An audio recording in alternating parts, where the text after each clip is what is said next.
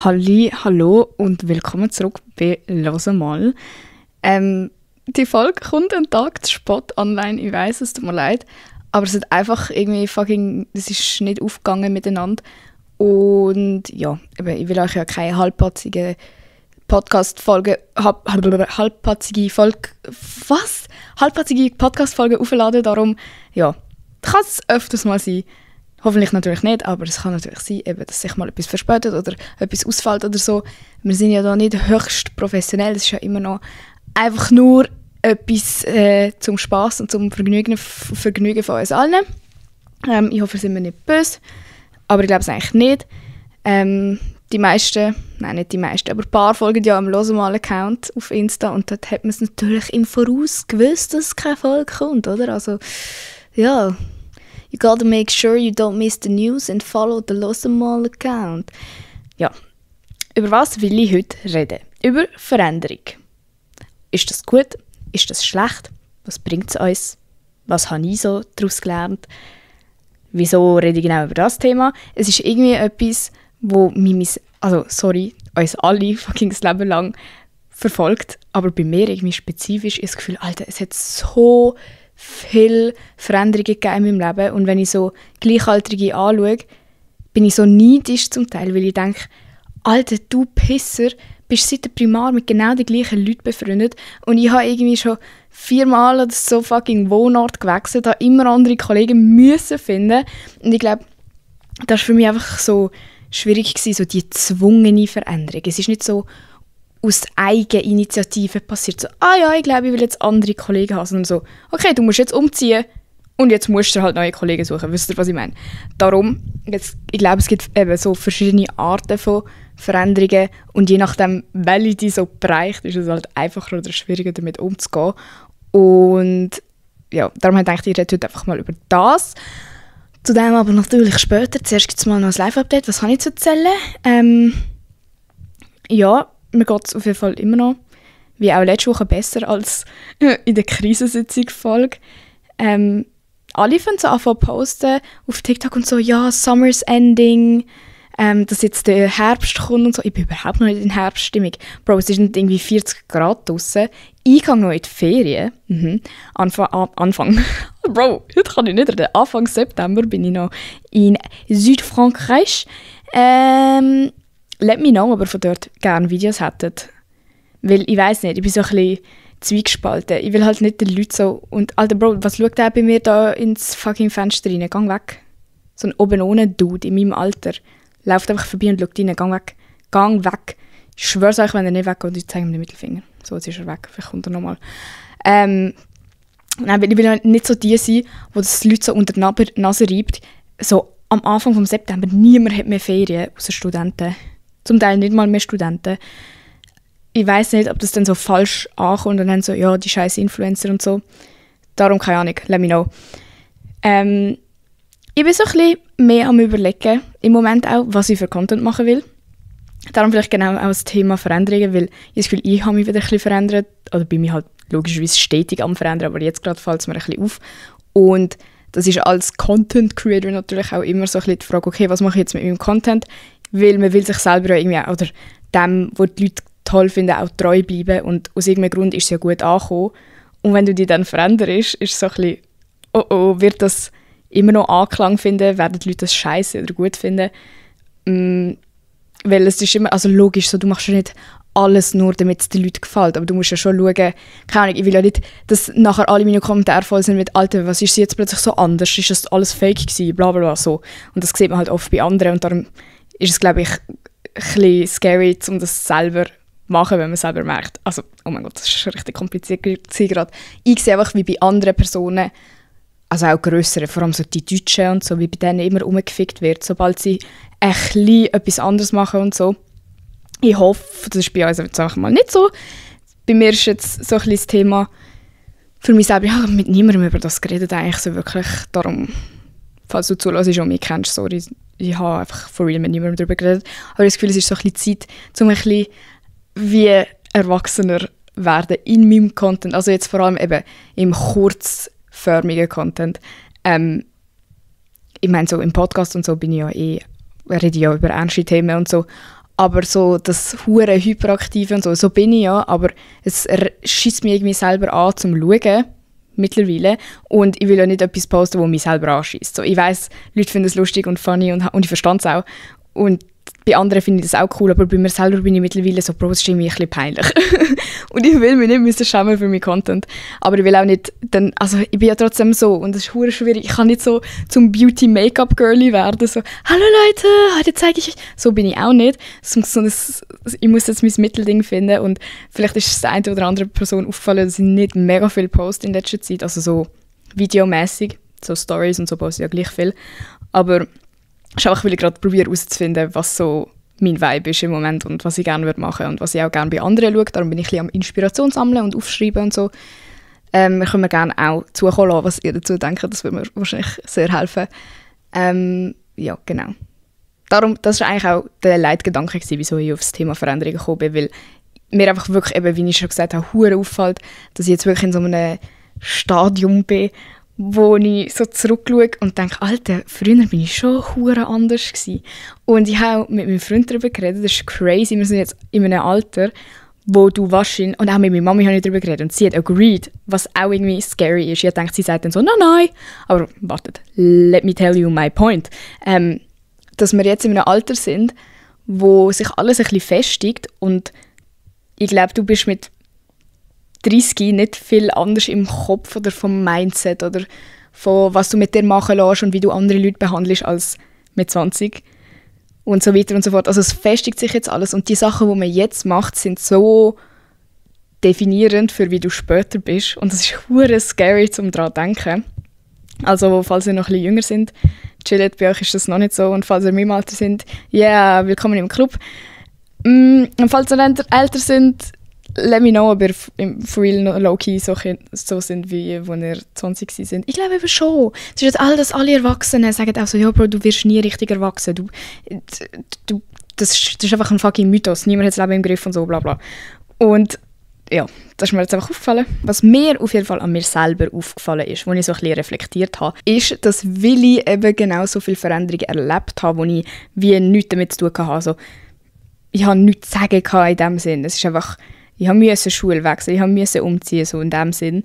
Das ist jetzt auch nicht böse gemeint, also, aber es war ja nicht meine Entscheidung, weil logisch, ich bin nicht fucking 18 gewesen.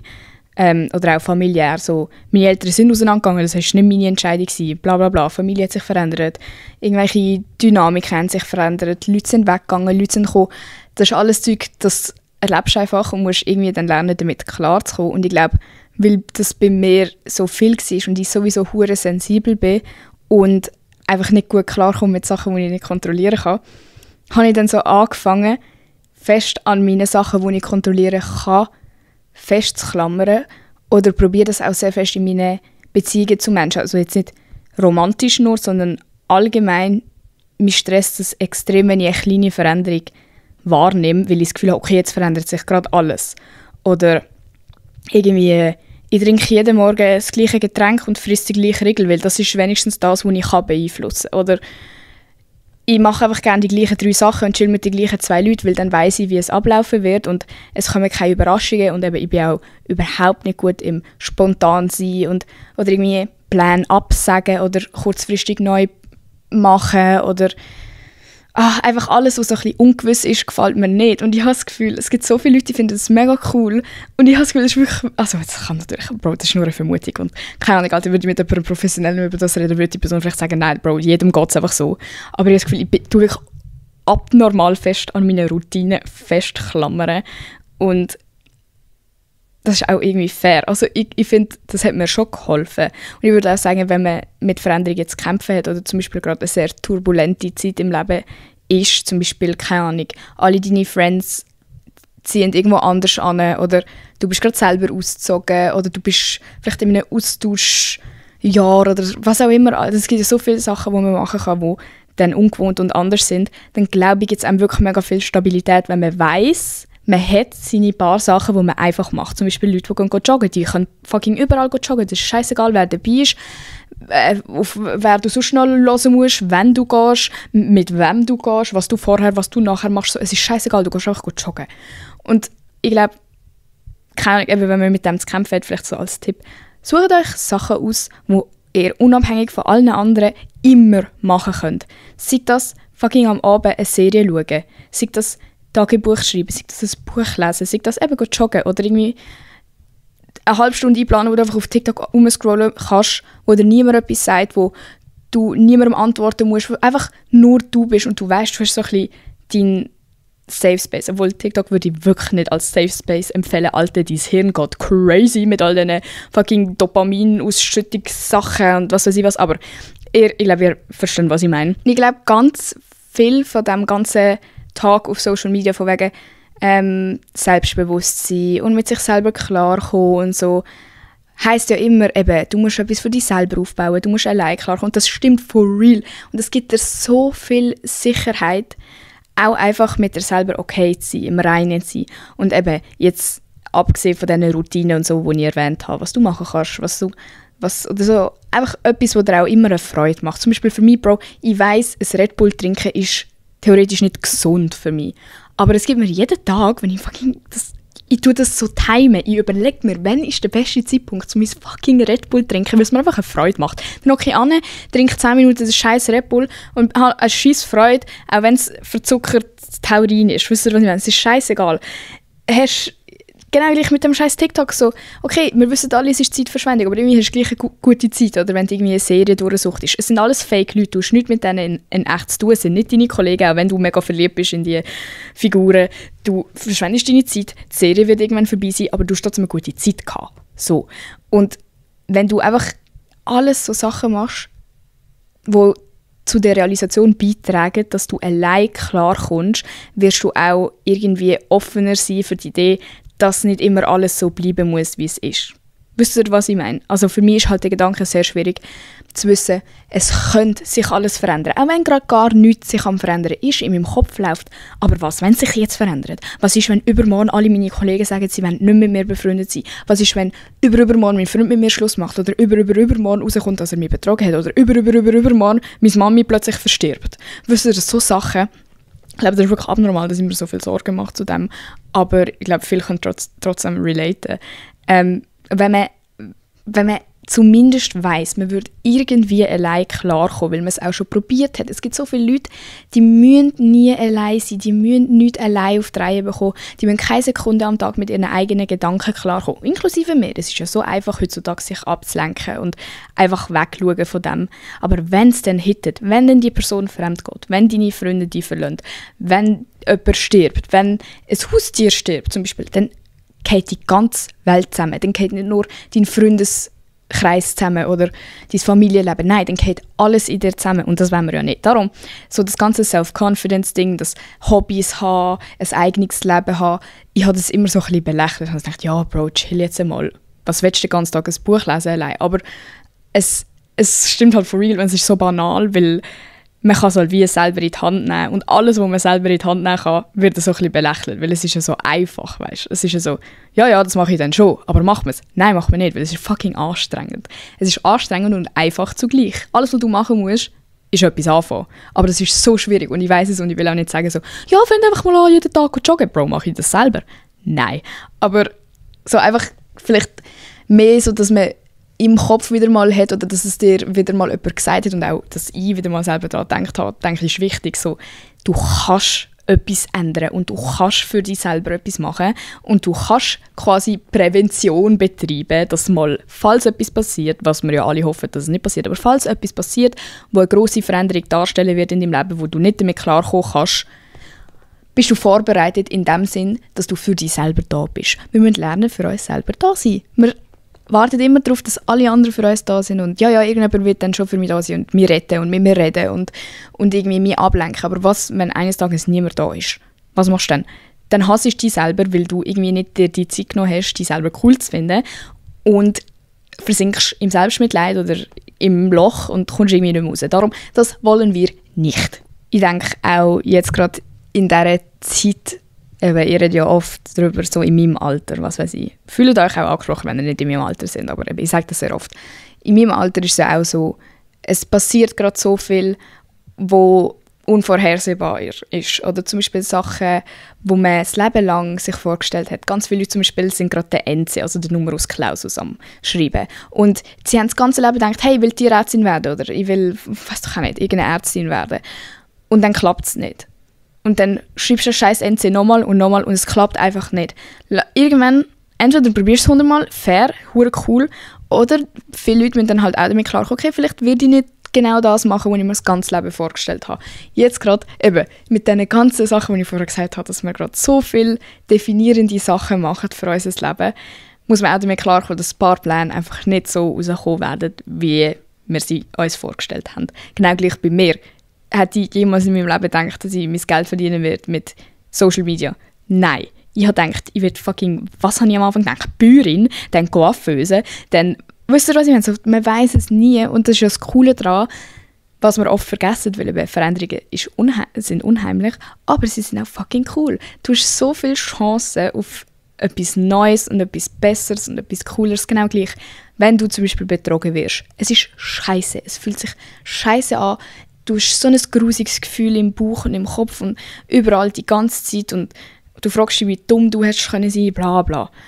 Aber alles, was danach kommt, es ist doch so gut, dass es rausgekommen ist, dass du weißt, okay, die Person ist scheiße, die Person hat mich nicht verdient und die Person kann schön ihr miserables Leben weiterleben, aber ohne mich. Und danach findest du dein Glück mit dir allein, lernst irgendwie neue Sachen über dich kennen, verbringst wieder ein bisschen Zeit nur mit dir und deinen Friends, wie es immer ist, wenn man plötzlich Single ist. Und danach lernst du vielleicht jemand Neues kennen, wo nicht so scheiße ist. Jetzt stell dir vor, die Veränderung wäre nicht passiert und du hättest dein ganzes Leben mit so einem Arschwichserloch verbracht, wo dich nicht mal genug respektiert, um loyal zu sein. Wisst ihr, was ich meine? So oft vergessen wir, wie cool es ist. Und auch die turbulenten Zeiten jetzt, wo uns jetzt so stressen, unsere Eltern, Bro, die schauen zurück und denken, wow, das war die geilste Zeit gewesen, es ist so viel gelaufen, das Leben war noch so frei gewesen und du konntest machen, was du willst. Und das stimmt und ich auf jeden Fall rolle immer so ein bisschen mit den Augen, wenn die Leute mir sagen, ja weisst, geniesse es noch, solange du jung bist. Was tun dir jetzt alle so blöd?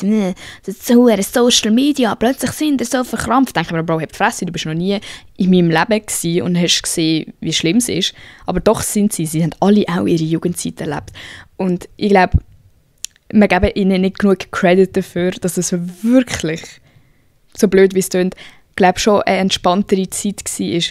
Zum Teil ohne die Handys und ohne die ganze Technologie. Ich habe mit meiner Mami darüber geredet. Ich so, aber wieso sagst du mir das immer? Weil sie ist immer so, ja, jetzt mach dir doch nicht so viele Gedanken, mach doch einfach, ihr habt es ja schön miteinander. Mach einfach, auch wenn es um Friends und eben Freunde und so geht. Und dann bin ich so, ja, aber als ob du das gemacht hast. Bist du nie heartbroken gewesen? Hast du nie überlegt, wo ist er jetzt, was macht er jetzt, was machen meine Kollegen? Sie so, nein, Bro, wenn wir heimgegangen sind wir heimgegangen. Sonst hast du angerufen über das Haustelefon und bist vorbei. Bro, wenn ich keinen Bock mehr auf einen hatte, habe ich Schluss gemacht und dann war es okay gewesen. Es hat nie einen gejuckt. Ich bin nie am also, wenn ich mir denke, Alter, was sind das für Badasses gewesen? Habe ich gefragt, ja, aber bist das nur du gewesen oder auch all deine Friends? Sie so, nein, es hat schon solche gehabt, die Drama gemacht haben und so, aber die meisten Leute sind einfach so, ja okay, dann machen wir halt weiter gewesen. Und das habe ich das Gefühl, ist halt schon viel einfacher, wenn du nicht auf dem Handy auch ständig siehst, wo ist meine Person, was machen meine Friends gerade, wieso bin ich nicht dabei, was macht die ganze Welt gerade cooler als ich. Und keine Ahnung, jetzt bin ich ein bisschen abgeschweift vom Thema Veränderung, aber das ist einfach etwas, was ich auch noch erwähnen wollte. So, wir machen uns so viele Gedanken und es ist auch viel und es ist auch stressig und so. Ich will das gar nicht irgendwie abstreiten, logisch, weil ich rede ja selber oft darüber, dass es mich überfordert, in dieser Lebensphase gerade zu sein. Aber es ist auch cool und man darf auch die Hoffnung haben. Ich finde, es ist immer blöd, so mega oft ertappe ich mich selber auch dabei, wenn ich so ein bisschen Leute belächle, die so hohe Hoffnung haben und so, wow, das Leben kann noch so cool werden. Und denke ich so, ja Bro, chill mal. Aber weißt du, wie cool, wenn du Hoffnung hast und wenn du einfach nur gute Gedanken hast und so, hey, es kommt sicher noch viel besser. Und jetzt gerade probiere ich wirklich sehr, auch so eine Person zu werden. Weil, wie man vielleicht rausgehört, bin ich eher jemand, wo das Leben entweder sehr realistisch oder ein bisschen pessimistisch sieht. So, ja, aber weisst, du musst schon wissen, das und das und das kann passieren und du musst dich auf das und das und das vorbereiten und bla bla bla. Und was ich eben auch nicht meine mit, ja, für euch, tut euch selber so den Gefallen und bereitet euch vor auf die Zeiten, wo niemand vielleicht für euch da sein wird oder wo eben nur ihr da sind. Meine ich nicht so, ja, du darfst niemandem mehr vertrauen, geh mit niemandem mehr raus, komm mit niemandem zusammen, probier nichts aus. Und nein, überhaupt nicht. Es ist etwas ganz anderes, Trust-Issues haben und sich verschließen und einfach mit niemandem über irgendetwas reden, versus einfach ein cooles Selbstbewusstsein aufzubauen und dann schauen, wo es anführt.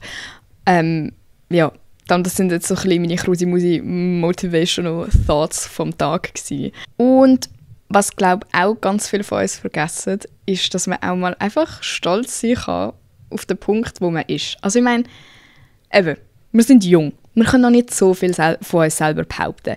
Wir können nicht sagen, wow, ich habe das feteste Auto gekauft und habe 50 Jahre geschafft und habe 3 Kinder erzogen und großgezogen und meine Kinder sind jetzt Ärzte und Rechtsmediziner und so nichts. Nein, aber auch die kleinen Sachen, die wir bis jetzt geschafft haben, sind ja eigentlich gross. Zum Beispiel, keine Ahnung, hast du irgendeine Schule abgeschlossen oder hast du irgendwie mega coole Friends oder hast du etwas mega Krasses überstanden, familiär oder was auch immer. Hast du ein cooles Haustier, hast du ein geiles Hobby, hast du einen guten Sport, oder bist du irgendwie mega athletisch, hast du coole Charakterzüge, so alles das darf man auch einfach mal kurz anhalten und einfach stolz sein auf das. Weil wir geben uns nie Credit, weil wir halt so, eben wie ich so sage, so, wir sind ja noch nirgends. Das Leben fährt quasi erst an, so das Erwachsenenleben. Aber man kann doch trotzdem mal sagen, so, Alter, wie cool habe ich das geschafft, wie geil kann ich jetzt Auto fahren, crazy, ich habe jetzt einfach einen mega tollen Freund, oder boah, so bei mir, ich sage das nie, aber low-key, ich bin trotzdem stolz darauf, so, Alter, ich bin 20 und bin selbstständig und kriege das irgendwie an und verdiene mein Geld und kann für mich selber aufkommen und für meine Tierchen zahlen und was weiß ich, was hast du so, das ist doch verdammt cool. Warten wir doch einfach mal und sagen, cool, crazy, dass ich an diesem Ort angekommen bin. Und genau das ist auch so eine Veränderung, so, wenn man nie zurückschaut, sieht man auch nicht, was man alles schon geschafft hat. Gang mal zurück und schau deine alten Fotos an. Denk dir, Alter, was bin ich für ein Larry gewesen? Jetzt bin ich hure cool. Und dann denkst du in 5 Jahren nochmal das Gleiche. Scheißegal. Falls du ein Tagebuch hast, lies deine alten Tagebucheinträge und denk dir, Bro, what the fuck, was hast du für ein scheiß Problem gehabt? Was hast du über so einen grusigen Typ umgekühlt?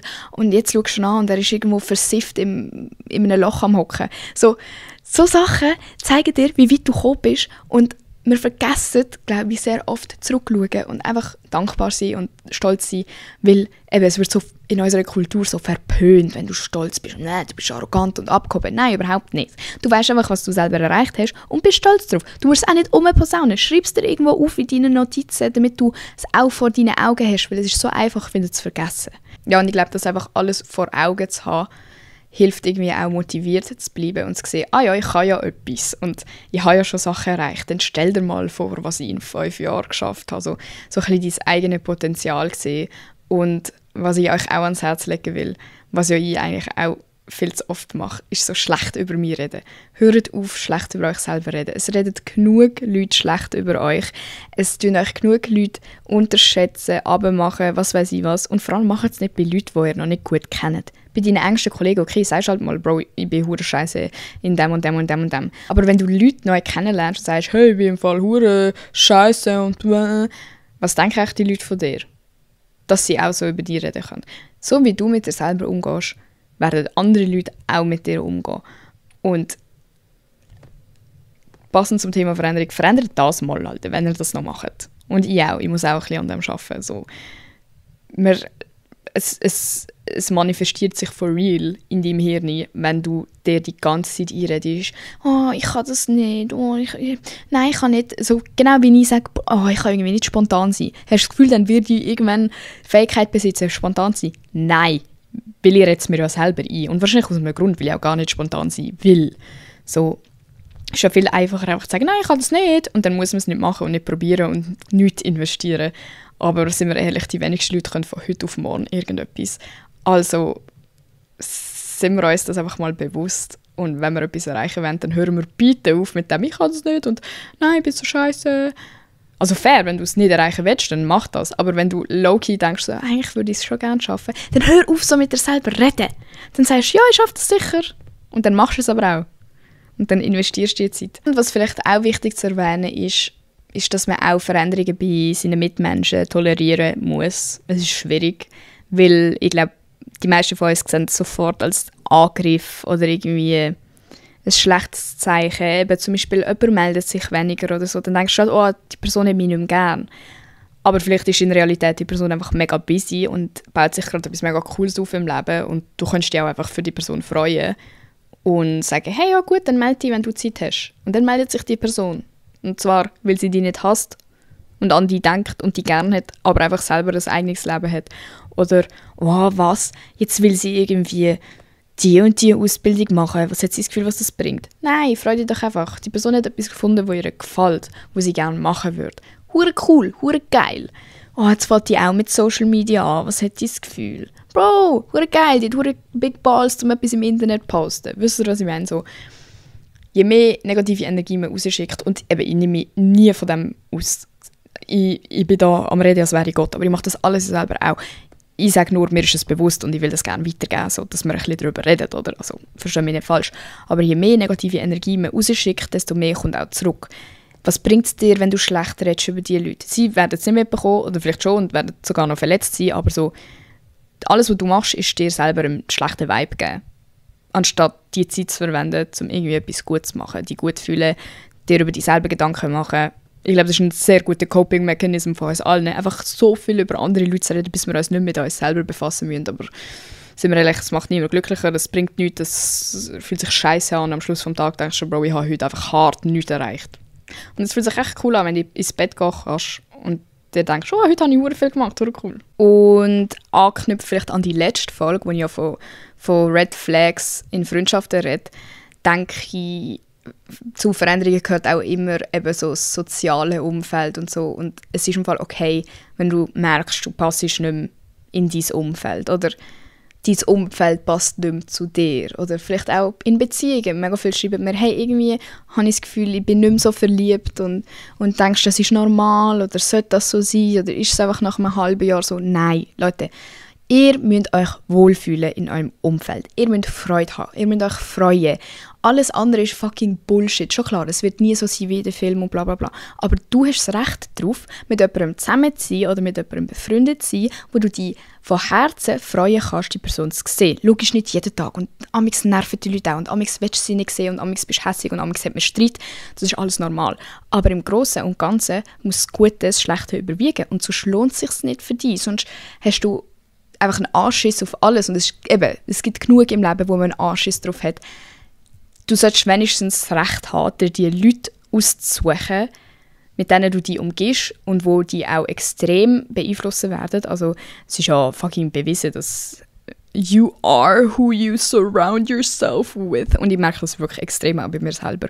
Wenn ich mich mit Leuten umgebe, zum Beispiel, die mega kreativ sind, die es cool finden, was ich mache und so, kriege ich hure viele Ideen, was ich machen könnte und fühle mich mega wohl und ah ja, Leute finden es ja mega cool, was ich mache und so, stimmt, es ist ja gar nicht irgendwie blöd und es ist gar nicht so anders und wow. Und dann bin ich aber wieder mal mit diesen Kolleginnen zusammen, wo ich weiss, sie reden eigentlich hinter dem Rücken so ein bisschen schlecht über mich und so. Dann fühle ich mich 2 Wochen schlecht über das, was ich mache. Und es beeinflusst wortwörtlich mein Leben, weil dann mache ich vielleicht kein Video oder rede über etwas, wo ich gar nicht darüber reden wollte. Oder so, es hat so einen Einfluss auf uns alle, jetzt nicht nur in meiner Situation, was halt sehr öffentlich ist.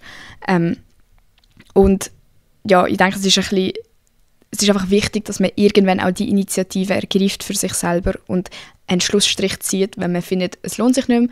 Eben, wir haben auch im Girls Talk, keine Ahnung, ob bei der Nati oder mehr darüber geredet, dass man ja nicht Leute ghosten muss. Du musst nicht vom einen Tag auf den anderen einfach nicht mehr antworten oder so, aber du kannst es so ein bisschen ausklingen lassen. Und vielleicht gibt es dann auch eine Konfrontation, wo man so ein bisschen darüber redet, ja, hey, was ist eigentlich und so. Und dann kannst du sagen, hey, für mich jetzt einfach nicht mehr passt. Und dann ist die Person vielleicht offended oder nicht, aber eigentlich hat sie nichts mit der Person zu tun, sondern mit dir selber. Und genau wieder gleich von wegen Mitmenschen, akzeptiert das auch, wenn ihr das Gefühl habt, jemand distanziert sich von euch. Es hat meistens einen Grund. Amigs kann es ja sein, dass sich Leute distanzieren, weil es ihnen nicht gut geht. Dann kann man mal nachfragen, hey, ist alles gut bei dir und so. Aber du kannst auch nicht mehr machen. Wenn jemand nicht mit dir redet über seine Probleme, dann bist du wahrscheinlich einfach nicht Ansprechperson. So. Und ich weiss eben, es ist mega einfach so persönlich zu sagen, so, okay, bin ich jetzt nicht gut genug für die Freundschaft, was hat sie jetzt das Gefühl, muss sie jetzt irgendwie coolere Leute suchen und so, ja, wahrscheinlich, vielleicht schon. Vielleicht kannst du jetzt mal als Zeichen sehen, um dich selber ein bisschen analysieren und habe ich vielleicht etwas falsch gemacht oder habe ich vielleicht auch das Bedürfnis, irgendwie mich zu verändern. Oder weil du willst ja auch nicht gleich bleiben, wie wo du 12 warst. Jetzt bin ich da, Alter, denke mir so, vorher habe ich gesagt, ich bin nicht so die Leute, die seit 12 mit den gleichen Leuten befreundet sind. Aber vielleicht ist es auch cool, das nicht zu haben und wachsen können und immer neue Leute kennenlernen und Neues von denen lernen. Und eben, ich glaube, Leute sind wirklich im Leben von dir, um dir etwas beibringen. Und zum Teil sagt mir so, wenn sie quasi ihren Purpose gesurft haben, dann gehen sie halt wieder aus deinem Leben raus, aber dann hast du ja davon profitiert und die Person auch von dir. Alle haben voneinander etwas gelernt und dann muss man es akzeptieren und gut ist. Und ich glaube, das ist halt for real eigentlich mega sinnvoll. Und das Leben geht ja immer weiter. Und nichts ist gemacht, um für immer zu haben. Eigentlich. Und man muss auch lernen, loslassen. Und mega oft habe ich selber gemerkt, wenn ich angefangen habe loszulassen, wenn ich nicht so geklammert habe, sei das jetzt eben an Beziehungen, an Freundschaften, an familiärem, dann kommt es auch viel lockerer und irgendwie funktioniert es dann auch besser. Zum Beispiel Kolleginnen hat es erst richtig funktioniert, wenn wir nicht mehr krampfhaft probiert haben, miteinander befreundet sind und beste Kollegen, wir müssen alles miteinander machen. Nein, wir sehen das einmal im Monat. Cool, Alter, beste Freundschaft auf der Welt. Vorher war es scheisse gewesen.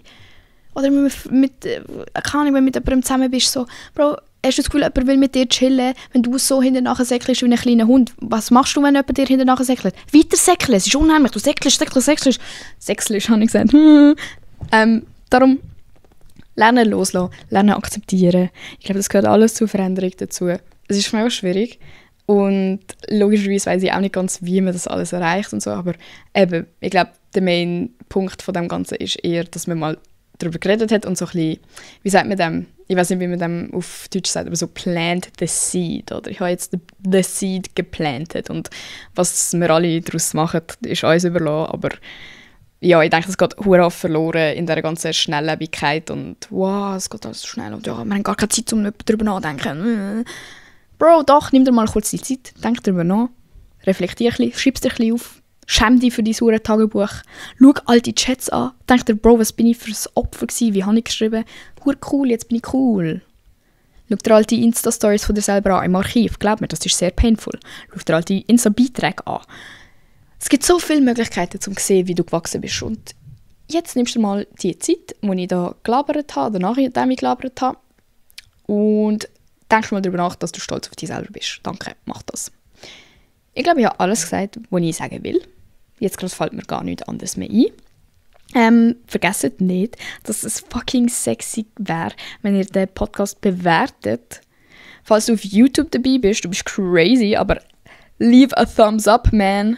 Folgt dem Losemal-Account. Und ihr könnt mir wie immer gerne sagen, was ihr nächste Woche hören wollt. Oder auch eben bezüglich dem ganzen Content-Dilemma, das ich habe. Sagen wir mal, fändet ihr das okay oder cool zum Schauen, wenn ich so ein bisschen, keine Ahnung, so längere Videos machen würde. Ich habe immer das Gefühl, ich mache jetzt schon lange Videos. Was bedeutet 1 Minute oder 1 Minute 30? Das ist in der Influencer-Welt ein langes Video. Ich würde gerne nicht müssen schauen, dass es unter 1 Minute bleibt und so schnell und schnell reden und blablabla. Ich würde einmal gerne anhocken und sagen, «Hi, das ist, was ich mache, um nicht fettige Haare zu bekommen.» Und dann trotzdem logischerweise lustig und locker flockig und nicht so, «Ja Leute, ich mache das und das ist das beste Shampoo, ich schwör's euch.» Aber einfach so auf meine Art, weil, ja, irgendwie fehlt mir das ein bisschen im Moment. Aber ich würde es auch verstehen, wenn niemand Bock auf das hat. Es gibt ja schon viele Leute, die so sind. Ich verstehe auch, dass es mich so wie einzigartig macht, dass ich einfach wie so ein kleiner Bub rumstand und rumhüpfe, aber ich fühle mich halt einfach nicht mehr 100% wohl in dem. Auf jeden Fall nicht immer. Amix schon, aber nicht immer. Ja, let me know, was ihr dazu denkt und bis nächste Woche. Danke fürs Zuhören. Tschüssi!